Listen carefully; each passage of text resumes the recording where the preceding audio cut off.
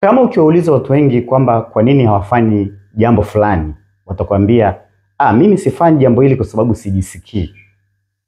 Kwa mfano unaweza kumuuliza mwanafunzi, hivi wewe tunaona uko form 4, au uko form 6, kwa nini usomi kwa bidii? Atakwambia mimi leo bwana, siku ya leo sisomi kwa bidii kwa sababu sijisikii kusoma. Kwa hiyo naona nikalale.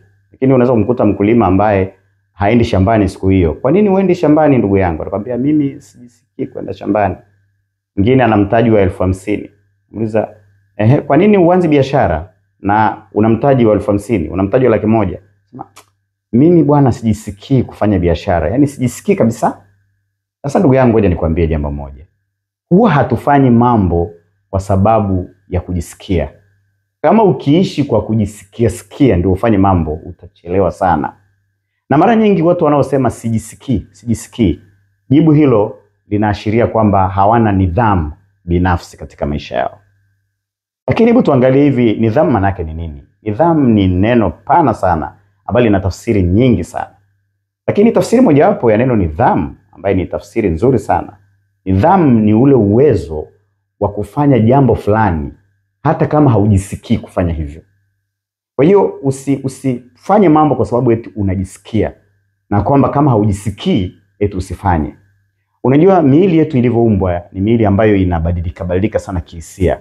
Unaweza ukaamka siku nyingine asubuhi ukajikuta tu unajisikia vibaya, hujisikii kwenda kazini, hujisikii kwenda kulima, hujisikii kufanya kazi mbalimbali. Yaani ndivyo miili yetu ilivyo.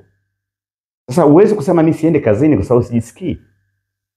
Uwezi kusema pia mimi siende kanisani kwa sababu sijisikii kwenda kanisani. Uwezi kusema mimi sitaki kuomba, siombi leo kwa sababu sijisikii kuomba. Miili yetu ni miili ambayo inakwenda sana kwa hisia. Kwa hiyo ukitaka kuwa mtu wa mafanikio usiende kwa kujisikia, kwamba usipojisikia basi usifanye. Wewe ishi kwa mipango, sio kwa kujisikia. Hakikisha una msukumo binafsi. Hata kama hujisikii kufanya hivyo, basi hakikisha unafanya kile kinachotakiwa.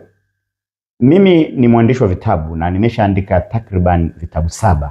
Kuna wakati mwingine ninaamka asubuhi nataka nianze kuandika kitabu changu na nakuwa sijisikii kuandika kitabu.